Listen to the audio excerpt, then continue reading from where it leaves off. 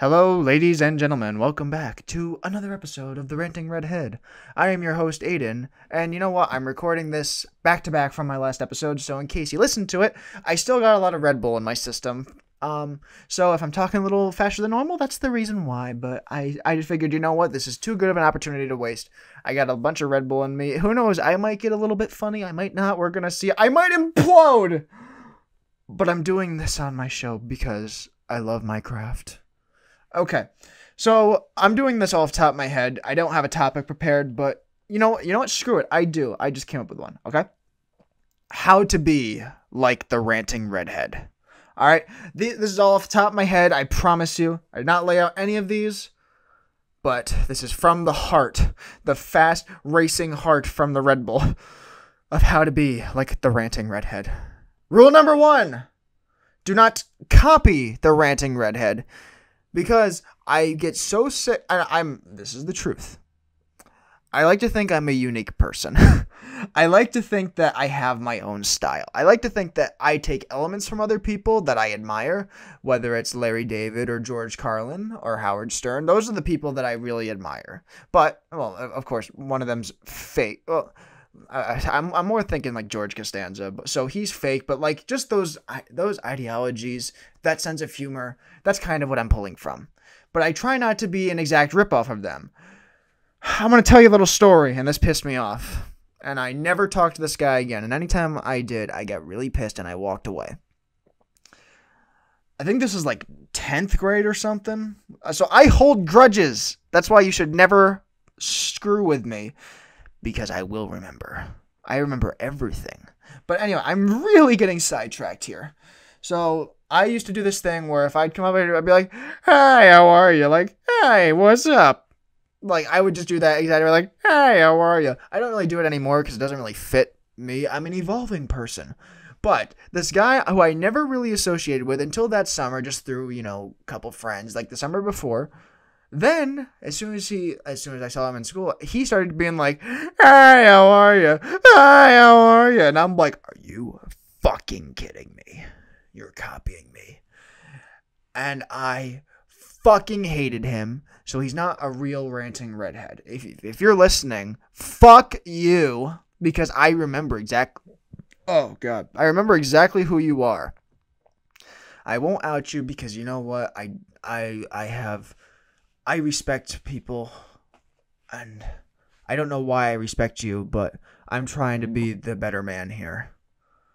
So don't fuck with me, don't copy with me. Okay, that's number 1. Rule number 2, be yourself. Embrace who you are as a person, but don't be overly proud of who you are as a person. Accept your flaws. And just have fun with it, man. Life is too short to be worried about like, "Oh my God, I'm starting to get wrinkles around my chins." You know what? You gotta move on. You gotta be like, "Hey, you know what? I have so many wrinkles on my chins. Okay, and now what's for dinner?" You just gotta move on with it. You gotta accept who you are as a person. Maybe try to better yourself if you can. If you can better yourself, do it. If you cannot, just accept it. And try to make the best of it. Because the newsflash, we're not all Brad Pitt here, okay? We can't all be like him. So we just have to move on with our lives. Okay. Rule number 3. Wear proper clothing. Okay? I'm not saying you have to dress, like have a dress shirt and everything everywhere you go. But you know what? Don't look like a schmuck. Don't walk around in your wife beater and your dirty painted shorts with flip-flops on or sandals with your exposed, stinky, rotting feet, which probably has some cheese in between the toes. I guess that's a Sopranos reference. But don't dress like a slob because not only does it make you look bad, it hurts my stomach because I start to throw up. I'm not gonna lie. You're really hurting and offending me personally. I don't get offended by much, but when you look like a schmuck, or people that don't do their hair properly, like just walk around where it's like a disheveled beehive, or I've said this before probably, but if you have, If you are an extra large and you're wearing a small because you're like, hey, you know what? I think I can get down in weight. Then do it and then wear the small. That's my advice. Just dress properly because otherwise it shows that. Because like I said, you have to have fun with who you are. You have to accept who you are. That was rule number 2. But you know what? You cannot look stupid like that. There is a difference. Like, if I walk around... How do I put this properly? I have a shirt that says, it's George Costanza giving the thumbs up, going like, these pretzels are making me thirsty. Obviously, that's a wacky shirt. But you know what? It's funny. It's a reference to something that I personally like. And you know what? The shirt fits me. And I at least wear an undershirt just in case. Because some shirts I have are a medium. And I try to do a large just in case. I can fit in a medium, but just in case, like if I hold my arms up or something, if my shirt increases a little bit to where you can see my belly, I at least want to have an undershirt on so you're not being exposed to this pale, freckled, hairy, inny belly button. See, I'm trying to just help you guys out. See, I'm doing my part. Now you do your part. Okay, rule number 4, and this one's an important one. All film is subjective. But rule number 4 is you have to love Rocky IV. That is the rule. If you do not like Rocky IV, get the fuck off of this program. You have to love Rocky IV, whether you legitimately love it as a good movie or as a joke. I like a little bit from column A, a little bit from column B. It is awesome. Okay? You have to be down with Rocky IV. Otherwise, you're not awesome. You're just not. That's a fact. Do you really think anybody will respect you if you don't like Rocky saying, if I can change and you can change, everybody can change? I mean, come on, that's brilliance. You have to love Rocky IV. Otherwise, I have no respect for yourself. In fact, I've said this to people. I've said this to a couple of women who struggle in their relationships. I say, okay, here's what you do. If you want to get your man to love you, like just even more, here's what you have to do. This is a bit of free advice. All I ask is that you maybe leave a like or not. I don't care. Just follow this advice and I guarantee you will be in a happier relationship.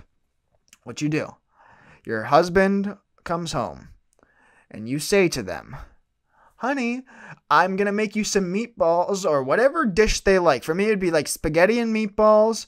I'll rub your back while we watch Rocky IV. You know what? Do that for one night and the guy will be grateful for months. I guarantee it. Just do this. And I guarantee you will either A, be in a happier relationship, or B, if they say, I don't like Rocky IV, then you realize you didn't get yourself a real man.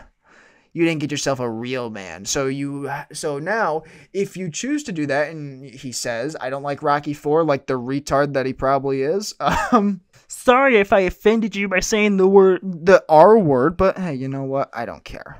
My point, though, is if he says he doesn't like Rocky IV and you choose to stay with him, then you know what?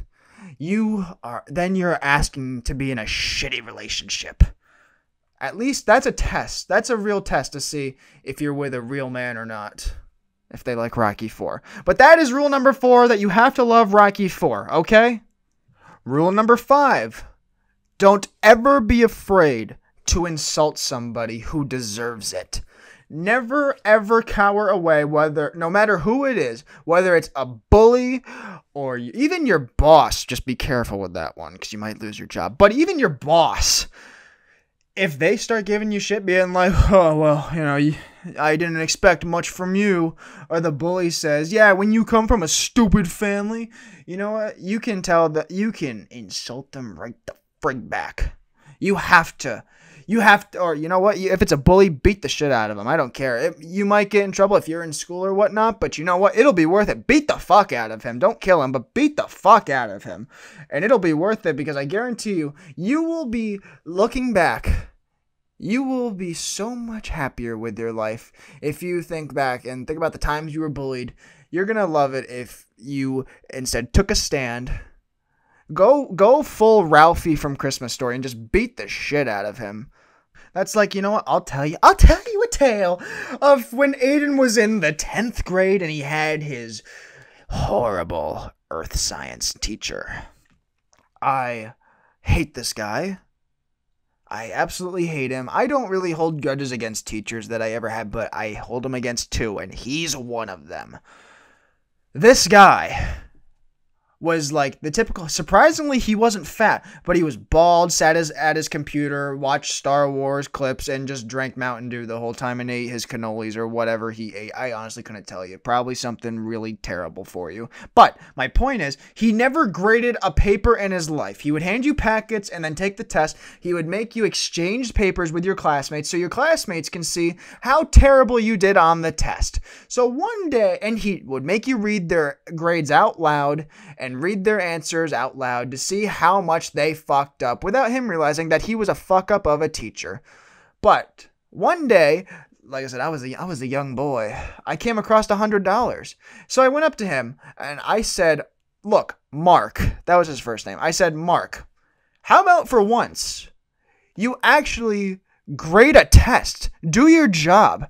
And of course he tried to insult me and goes, oh, Aiden, keep it. I'm sure you're going to need it in your life. And I look at him and I just go, yeah, I think you might need it in your life. I hear divorces are expensive. One of my proudest high school moments ever. But of course he didn't give me detention because he loved all the females in the room. He was that kind of teacher. And they laughed. So of course, if they got mad at him because he might, if he got me in trouble, got detention, suspended, what have you, I guarantee you the females would have turned on him. And he would never, ever get to hit on another one of them, which was probably a good thing. I probably should have taken the fall, but nonetheless, that wasn't up to me. I didn't get in trouble. I'll tell you one other time I didn't get in trouble in high school. I remember it like it was yesterday. It was a week into my senior year, and I had prescription sunglasses. Now, I had my other glasses, but I said they were broken. They were not. But hey, you know what? They didn't know that. I was just a good liar. I said, so the second day of class, the dean of students, this cunt, the other woman that I hate, cunt!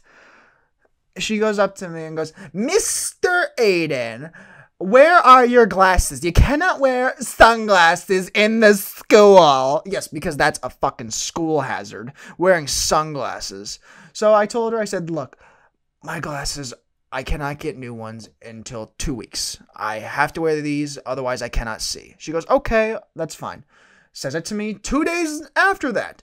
Mr. Aiden, didn't we talk about this? And I go, I'm not going to say her name. I'm like, Mrs. Bitch is what I'll call her. Mrs. Bitch.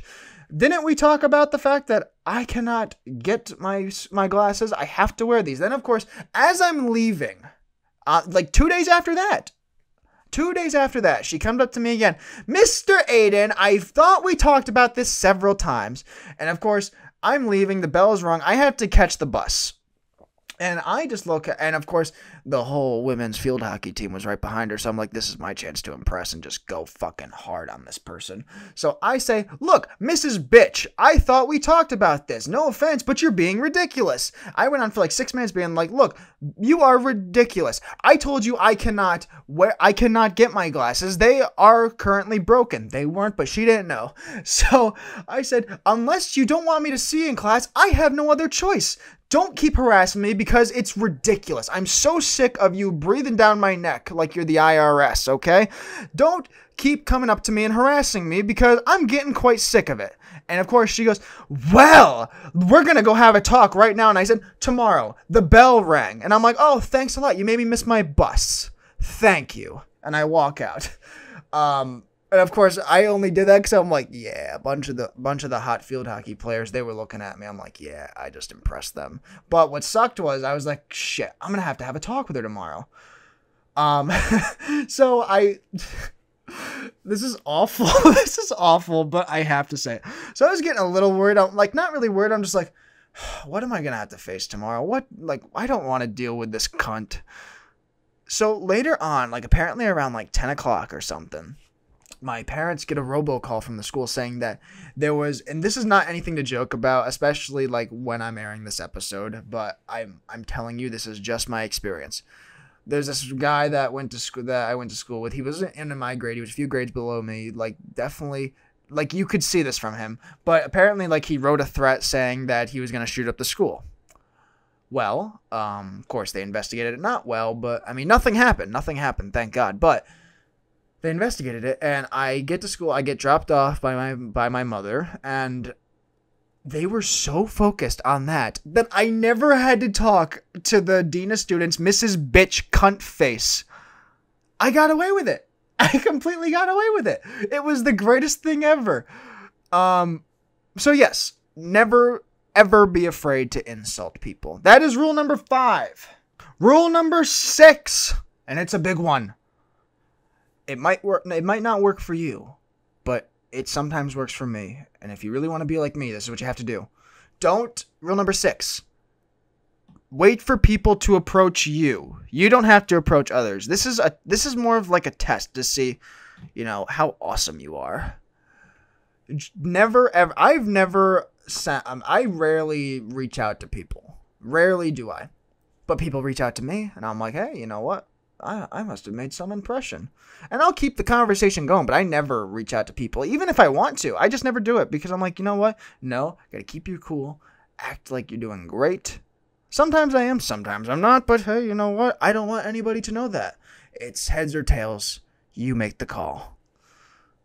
But yeah, that's not as long of a rule, but yes, don't approach people if you want to be tested on how well you are remembered. People will approach you. That's all I can say. Just wait for people to approach you.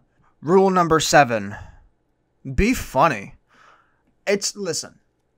I don't know if you find me funny here because I'm by myself, but I think once you hang out with me, once you really get to know me, I don't know why I said it like that. It's the Red Bull still kicking in, but once you really get to know me, I like to think that I'm a funny guy, okay? But I really work bantering off people. That's what I do best. I banter. Banter's fun. But I will say this. I was not always as quick as I am now. And like I said, it's hard for you to tell unless you think I'm hysterical, in which case, thank you so much. But if you know me, you know I can at least get a couple laughs, okay? But I wasn't always like that. It's something you have to work on if you're not funny. You have to read the room. And that's why I love testing my comedy at my work, because people are always coming in and out, in and out. And it's testing the waters of each demographic to see who responds well to your comedy and where you have to improve. Okay? And you know what? Being funny is the best feeling in the whole world. Sometimes, there are times when I'm working, I absolutely just want to die because I hate my job so much. I cannot wait to go back to school in the fall. I hate my job. But some of the people I work with, they're okay. But I'm not going to lie. What I am proud of, what I can be proud of at the end of every day is I can go home and say, hey, you know what? I might hate my job, but I got some people to laugh today. That's whether it's me actually coming up with something original, which most of the time it is, or if I'm just saying a joke from someone else, but maybe putting my own little twist on it. Either way, I got people to laugh because I know how awful the job is. So I am trying to improve their life just a little because laughter is the best medicine. That's all I can say. Make people laugh or just go away and don't bother me. Okay. Maybe this will be the last rule. I don't know. Like I said, I'm making this up as I go, but I speak from the heart, okay? This one's for the guys out there, for all the men, okay? I think I'm up to rule 8. I'm honestly kind of losing track. But the next rule is, don't ever sacrifice your pride in order to impress a female, a woman, a lady, whatever term you want to say. Don't ever sacrifice your pride in order to impress someone, okay? I don't care whether they like it or not, wherever it gets you. You know what? That's one of the things I can say is I've never, ever, I have never suppressed my views, my opinions. I always stick to it. If some girl has ever said, I'm trying to think, who's your favorite band? Mine is One Direction. I'm like, Van Halen. It's the greatest band of all time, no question. But, of course, I realize it's all opinionated. But you know what? Stick to it. I don't care. It's like, I've never heard of it. Well, they're the best. They're the best band ever. What have you been doing? They're the best band. I don't care. I don't care if you have to insult them. That goes back to one of the rules I said earlier. Probably rule number 5, I think. Probably that. But never sacrifice your pride, ever. Never say like, The Notebook? Why, that's my favorite movie. The Notebook. Oh my God. I mean, could that scene with Ryan Gosling, is he in the movie? I promise you I've never seen The Notebook. But like, oh my God, the scene when they're together, like, oh my God, that's so moving. Never say that, because you're limp dick. That's what you are. Like, you see all these people out there that, like, all these guys out there that are really trying to impress people by, like, talking about women's issues. I'm like, why not let the lady talk about them instead of you telling the woman how they should feel and how they should be oppressed in the way that you think? That's my opinion on it. Because they like to think like, hey, you know what? I'm cool. I'm down with the cause. So, hey, you want to go on a date? And I don't care whether you get anywhere with it or not, but you know what? It's just sickening to see. Be yourself. And if that's who you are as a person, shut the fuck up. Ignore some of the rules I said, because you're not a real ranting redhead, are you? I don't care if you have red hair or not. We can all be the ranting redhead. We can unite under one symbol. The symbol of the rants. That's my whole point of this. Okay, rule number 10. Don't be alone. Be with someone who loves you. And I mean this in all sincerity. Whether it's a man, a woman, a dog, a cat, a parakeet, a snake, whatever, but snakes are gross, a snake, whatever have you. Have somebody who appreciates you for you. Even, like I said, if it's a cat. I'm holding my cat right now. But you know what? They'll appreciate you. I guarantee, as long as you're not, a dick. Just be with someone who loves you. Because it's the best feeling in the world. That's probably the most sincere thing you'll ever hear me say. But it's true. It's very, very true. Always be with someone who loves you. Because it sucks to be alone. I'm not going to lie. It sucks. I mean, there's great advantages to it, but there's also disadvantages. And that's the thing that I think is important to remember. Everybody goes, like, especially, I know some people that are like, no, I always like to be alone. I love being alone. But they have, like, a dog, a cat, whatever. I'm like, you're not alone. You're not alone. You like being with other kinds of, species, I guess. You like being with other kinds of people. That's my whole point. That's the most sincere one you'll ever hear me say. But, rule number 10, my last rule of how to be a ranting redhead. This is all it takes, ladies and gentlemen. Rule number 10. Don't get so worked up in life. Don't get stressed out. And I don't care what it is, whether it's a social issue, a test, a meeting, anything like that. We're only human. You're just one person. You have to look out for you. I mean, yes, it's good to look out for other people, but you have to be looking out for you the whole time. And it's always, I don't know, it always seems like to me, the people that get the most stressed out are like about a test, a social issue, anything that I said, a meeting. It seems like they're the most unhappy people in life. And I'm like, look, I don't care what it is. And maybe this is my quote unquote ignorance speaking, but you know what? Ignorance is bliss sometimes. But I try not to get stressed out about stuff, really. And listen, I complain a lot, but I like to think that I don't complain about anything like that because I think it's funny. That's all I care about. Just take it easy, man. That's all you got. Don't be so stressed out about every little detail. I don't care what it is. Just don't respond. If you don't like something, just move on with your life. Like I said, it sucks that this is the way it is, but we're all human. We're limited in our abilities. You're one person. You got to deal with the hand that you're given. Okay? That's where real greatness comes from. I think that's an Uncharted 3 quote, but it's true. Real greatness comes from the hand that you're dealt. And listen, you know what? Sometimes it all changes in life, but you have to adapt to the situation. And don't get your twat in a knot. That's all. That's my whole point.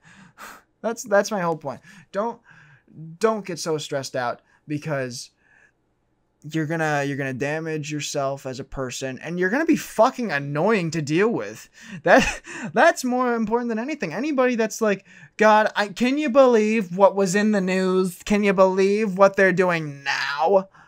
I just be like, yeah, that sucks. We have to. I mean, what are you going to do about it? You know what I mean? What can we as a people do? I mean, that's why we have votes. That's why when voting comes around, I don't vote personally because, like I said, I just adapt to the situation. So I don't bitch about that kind of stuff because, number one, I didn't vote. That's the way it is. A lot of people hate me for not voting. Maybe I will. If there's a cause I can really get behind, I will vote. I'm not against voting. It's just, I just move on with my life. You have to adapt to the situation. But yeah, that's why I say, and like, do what you can do, but don't get stressed out about the stuff that you can't do. Okay? Because we're all human. And like I said earlier, you're going to be a real bitch to deal with in person. Because I don't want to hear you complain about whatever issue has got you in a rile this time, okay? Just shut the fuck up and move on. That's my whole point. Okay. And with that, I'm gonna end the episode because the Red Bull I think is starting to wear off a little bit, and I might not be as funny as I think I am. So with that, I'm gonna end it. Thank you all so much for listening. I look forward to talking to you guys later. Bye bye.